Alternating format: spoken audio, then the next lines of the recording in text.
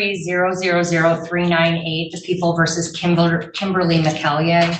Aaron Wagman on behalf of probation. Good morning, I'm James Guzicki on behalf of the defendant. Your Honor, we've gone over the rights to a hearing. She wishes to waive those rights on her plea of guilty to charges, Your Honor, and speak to the court prior to the sentencing. Ms. McCallion, are you alert and aware today? Are you sure? Okay. Do you understand the allegations against you? What are they? That I dropped dirty and I didn't show up for testing, and she said I plagiarized my essay. Okay. So you submitted a positive. Right here, Judge Hun, Victoria Shakelford is laying out exactly what Kimberly's accused of failing drug tests, plagiarism, and missed testing appointments. This isn't just a technical violation. This is a full breakdown of trust between the court and the defendant. What do you think? Should multiple probation violations mean automatic jail time, or does everyone deserve one more chance? Drug test for fentanyl on 424, that you submitted plagiarized essay as the result of your sanction from a previous violation on 416, that you failed the drug test on 426, and you failed to submit a PBT on 426. Do you understand all those allegations? Yes. Okay. The influence of something now. No, I'm just so depressed. I feel like I'm losing my mind. Did you read this 2-page violation advice of rights form? Yes. Did you understand all of your rights? Yes. Did you sign and date the back of this form? Yes.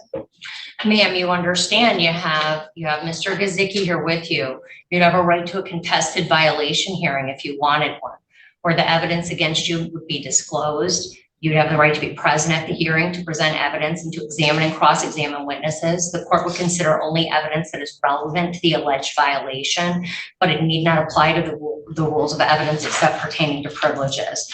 And the prosecuting attorney would have the burden of proving by a preponderance of the evidence that those allegations occur. Do you understand all of that? And you understand if I find you violated your probation, or if you plead For violations, that's huge. At this point, the judge isn't just deciding punishment, she's deciding credibility. When a defendant reaches this point, most judges see it as proof that probation failed. But notice how calm Judge Shakelford remains, firm, yet empathetic. That balance is what makes her courtroom so intense to watch. guilty or no contest to the violation, I could continue your probation, modify the conditions of your probation, extend the probation period, revoke probation, and impose a sentence of incarceration. Do you understand all of that? Yes, I do. How many violations does Ms. McCallion have? This is Ms. McCallia's fourth. Okay, so you could get the maximum jail time on this offense. Do you understand that? Yes. All right, ma'am, to the allegation you tested positive for fentanyl on 424, how do you plead? Guilty. To the allegation that you submitted a plagiarized essay from a previous sanction that occurred on 4/16/24, how do you plead? I Googled what it means to do drug testing and recovery, and I wrote some of that down, but I did add some of my own words, so I didn't completely understand that. No, I'm not asking you that. I'm asking you, did you plagiarize the essay or not? Yeah, I guess guilty. I don't want you to guess. Did you plagiarize the essay or not? Yes. Did you fail to drug test on 426? Yes. Did you fail to submit to a PBT on 426? Yes. Okay. Is that a guilty plea then? Yes. And guilty to failing to drug test? Yes.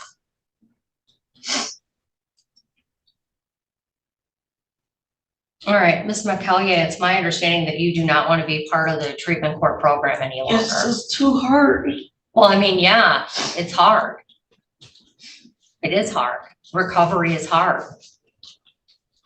And it's super hard when you're doing fentanyl. Like, right?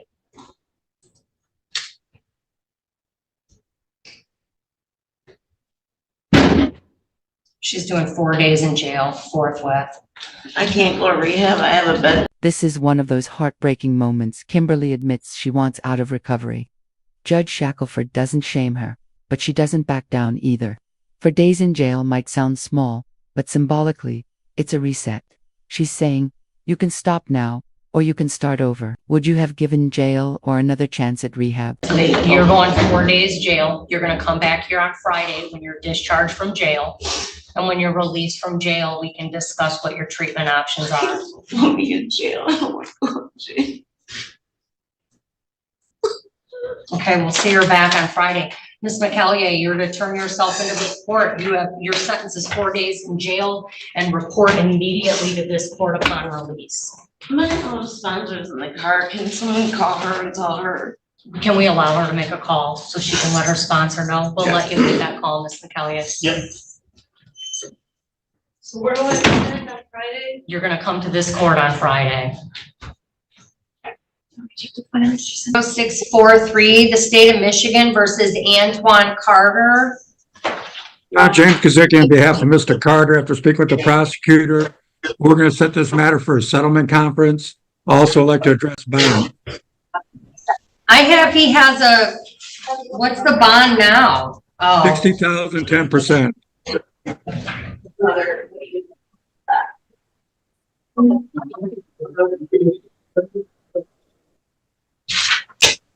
okay, so we'll set it with the settlement conference with the complaining witness to appear. As Mr. Gazicki has to bond. Bond, I'd ask for a personal bond with a tether, Your Honor. He cannot raise the $6,000 to post a bond in this matter. All right, well, he had one, like, conditions of bond for an assaultive case, and the condition was that he not have any contact with the complaining witness. I would note that the defendant has prior convictions for firearms. And he was actually arrested at the victim's house when the neighbors are alleged to have called the police because of a disturbance at the one place he wasn't allowed to be. So he does not comply with court orders. He made a decision. He knew he wasn't to be there. He went there, and I am not modifying bond. It's an assaultive case. He's got a prior weapons conviction, and he had one thing he couldn't do, and he did it. And I believe that he's a danger to the community. Thank you. We'll get a date as soon as possible. Thank you.